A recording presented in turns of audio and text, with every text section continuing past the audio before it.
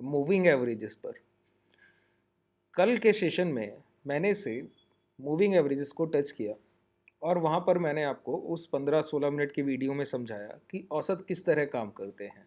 आप जो पहले से बनाए गए औसत को, जो कि रूढ़वादी हैं, उनको यूज़ कर रहे हैं और वहाँ पर अब आपको तकलीफ़ें आती हैं, तो बात सीधी सी ये है कि मैक्सिमम रिटेलर वहीं यूज़ कर रहा है। देखिए, एज अ ट्रेडर हम इंस्टीट्यूशंस जैसा पैसा तो रखते नहीं हैं। 1000 करोड़ तो हमारे पोर्टफोलियो में नहीं है जो हम बाजार को चलाने की क्षमता रखें। लेकिन अगर हम बस पहचानना सीख लें कि कहाँ इंस्टीट्यूशनल बाइंग आ रही है, और दूसरी बात, दो चीज़ें होती हैं, रिटेलर कहाँ एग्जिट कर रहा है।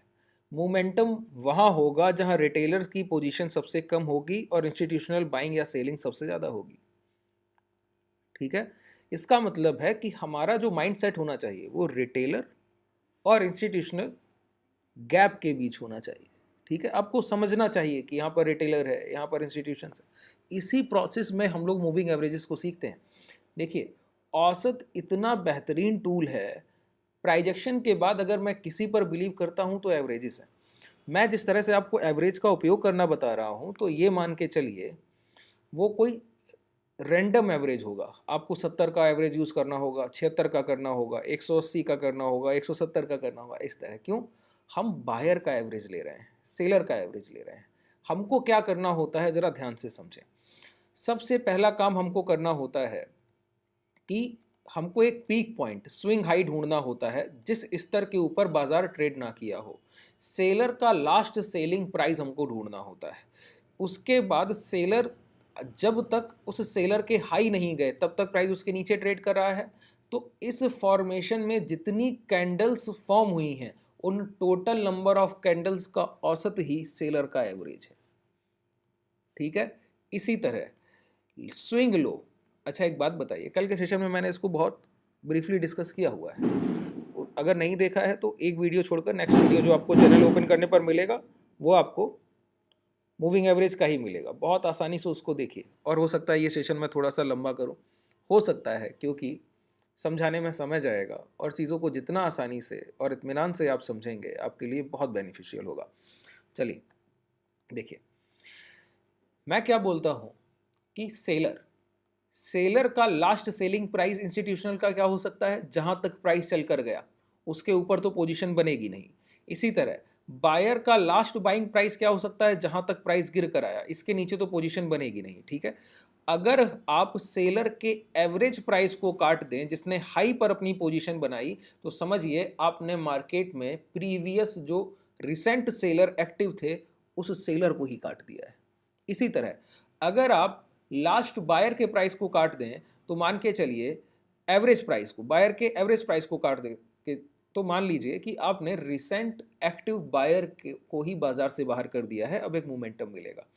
तो देखिए, दूसरी बात ये, हम लोग कहते हैं ट्रेड विद ट्रेंड। इसका अर्थ समझिए क्या होता है।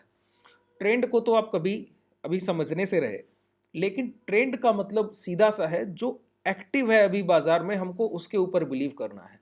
अगर मोमेंटम अप साइड है तो बायर हमारे लिए भरोसे के लायक है। अगर मोमेंटम डाउन साइड है, रिसेंट मोमेंटम अभी जिधर बाजार चल रहा है, तो सेलर हमारे लिए भरोसे के लायक है। तो मतलब अभी जो प्राइस कर रहा है हम उसको ब्रेकआउट का सोचेंगे या ब्रेकडाउन का सोचेंगे। जैसे यहां पर ये पीक प्राइस बना था 46,200, जहां अभी हम लोग ट्रेड कर रहे हैं, हाई लगा कर आए हैं, उसी के आसपास का प्राइस। ठीक है, उसके बाद डाउन ट्रेंड में प्राइस गया, तो सेलर का लास्ट सेलिंग प्राइस क्या है, 46,300।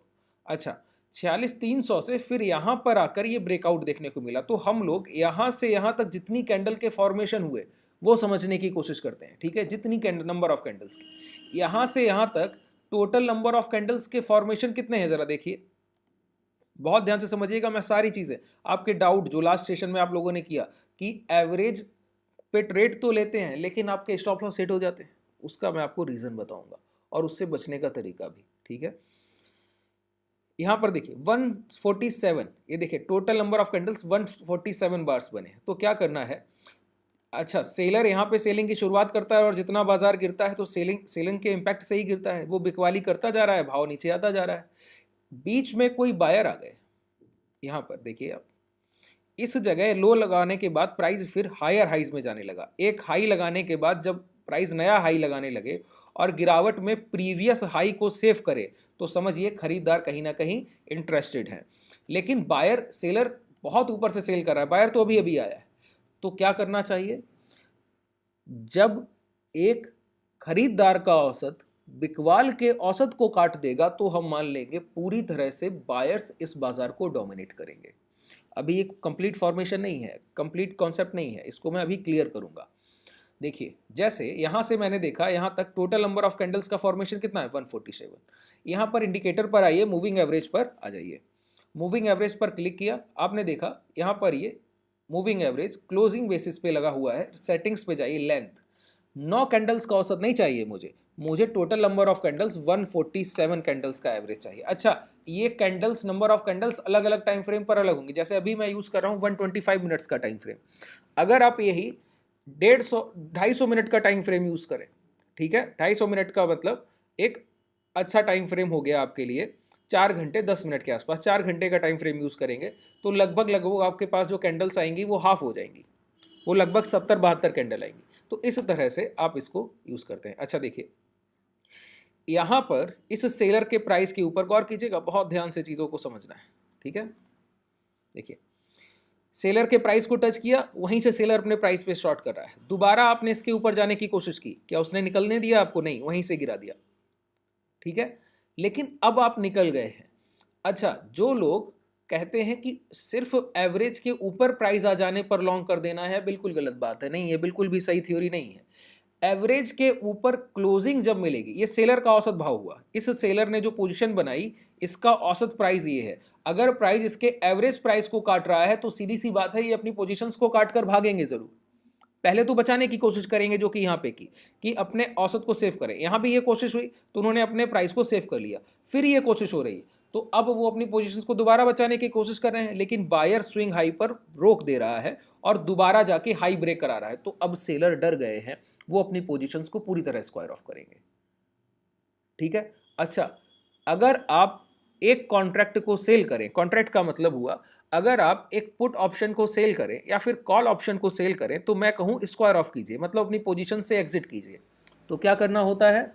बाई करना होता है। इसी तरह एक फ्यूचर कॉन्ट्रैक्ट को आप बाई करें, आप बैंक निफ्टी का एक फ्यूचर बाई करें, एक फुट बाई करें, और जब मैं कहूं स्क्वायर ऑफ कीजिए तो आप क्या करते हैं? सेल करते हैं। अगर फ्यूचर आपने यहां पर शॉर्ट किए हों 46,200 के प्राइस पर, अब भाव गिरते हुए निचले स्तर पर आ रहा है तो ये सेल का पोजीशन हुआ, फ्यूचर को सेल करके आप बैठे। जब आपका एवरेज प्राइस निकला तो सेल की पोजीशन को स्क्वायर ऑफ करने के लिए क्या करना होगा? बाई करना होगा। अच्छा, इतना बड़ा सेलर कितने फ्यूचर के कॉन्ट्रैक्ट सेल करके बैठा होगा? सोचिए जरा, बात समझ रहे हैं? कितने कॉन्ट्रैक्ट सेल करके बैठा होगा, और जब उसका एवरेज प्राइस निकलता है तो कितने कॉन्ट्रैक्ट एक साथ स्क्वायर ऑफ करेगा? मतलब सेल की पोजीशन को एग्जिट करने के लिए बाई करना होगा, फ्यूचर को बाई करना होगा। तो इतने कॉन्ट्रैक्ट, इतने फ्यूचर के लॉट एक साथ बाई करने में फ्यूचर्स में डिमांड क्रिएट हो जाएगी कि नहीं हो जाएगी?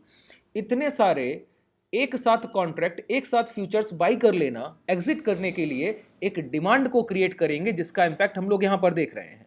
इसका मतलब है पहले तो सेलर के एवरेज के ऊपर प्राइस निकलने की कोशिश करेगा, लेकिन निकलने की क्षमता नहीं रखता है क्योंकि आप फर्स्ट टाइम उसको टच कर रहे हैं।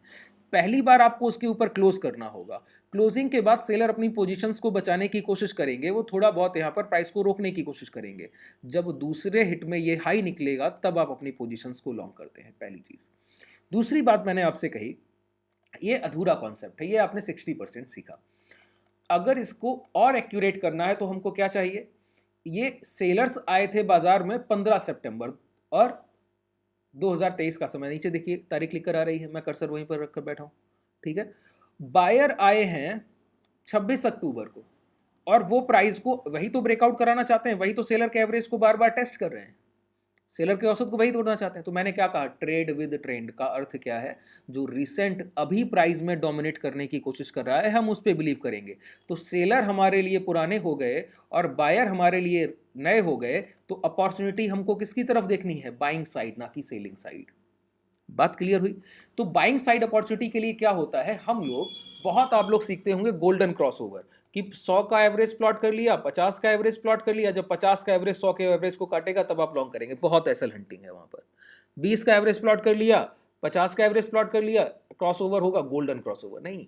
बायर और सेलर के एवरेज जब क्रॉसओवर होंगे तब गोल्डन क्रॉसओवर। आप एक बताइए, यहां पर 125 मिनट के टाइम फ्रेम पर total number of formation candle sellers की कितनी है? 147।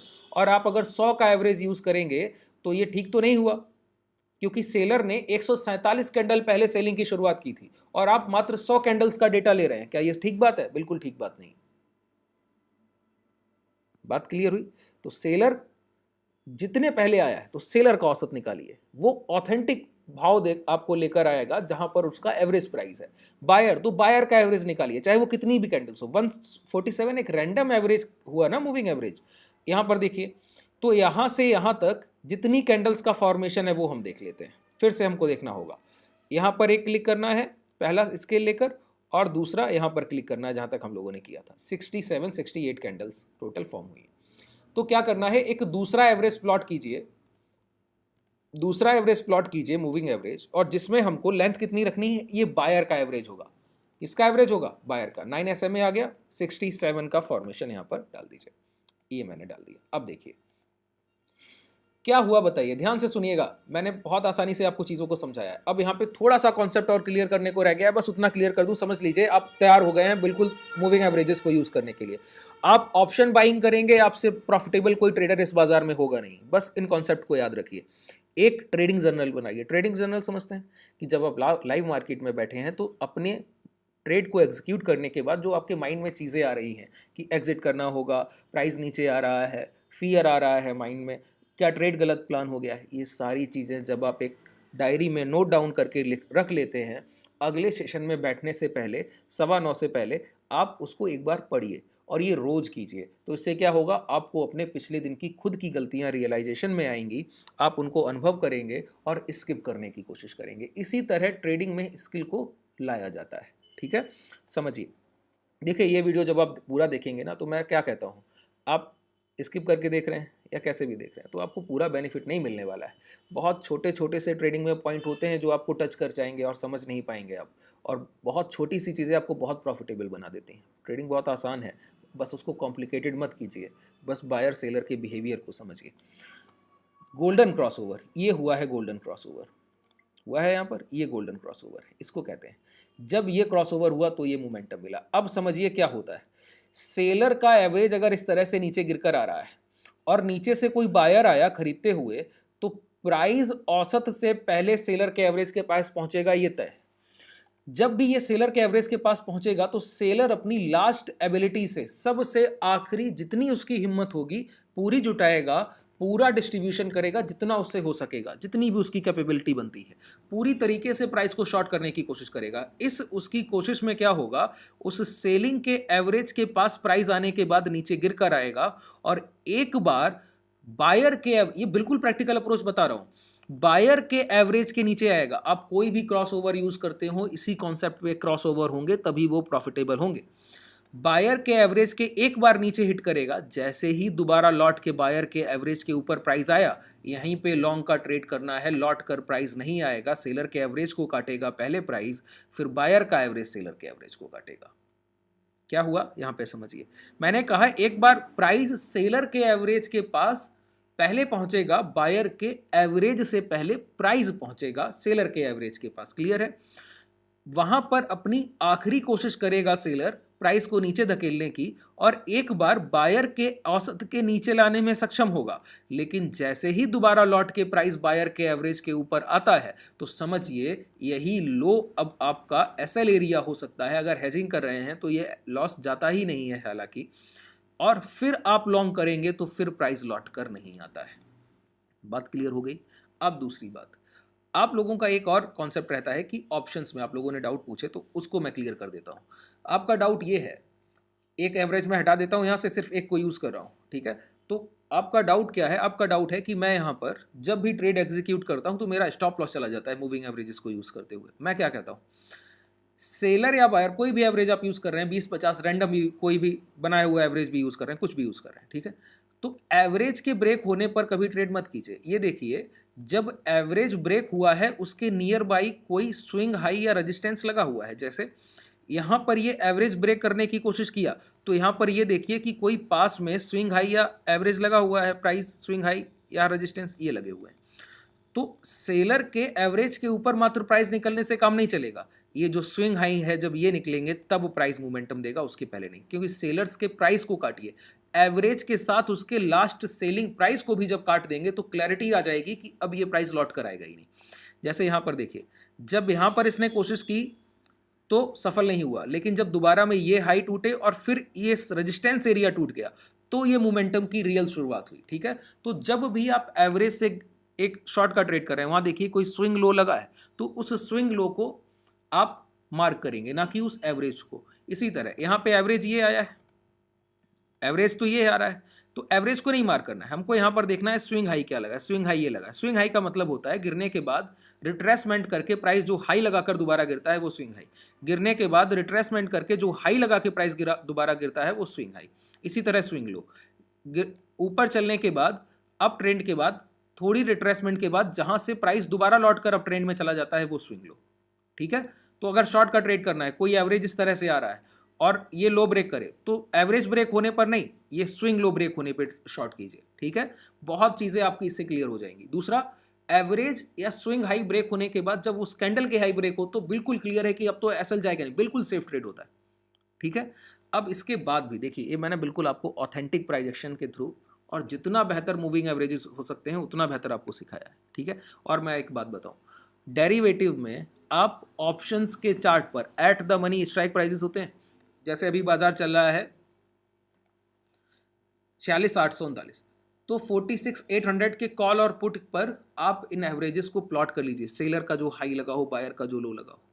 जैसे ही वो क्रॉस ओवर होंगे वहां पर मोमेंटम आता है। ऑप्शन बाइंग में सबसे बेहतरीन मूविंग एवरेजेस यही काम करते हैं, इससे बेहतर नहीं काम करते हैं, ध्यान रखिए।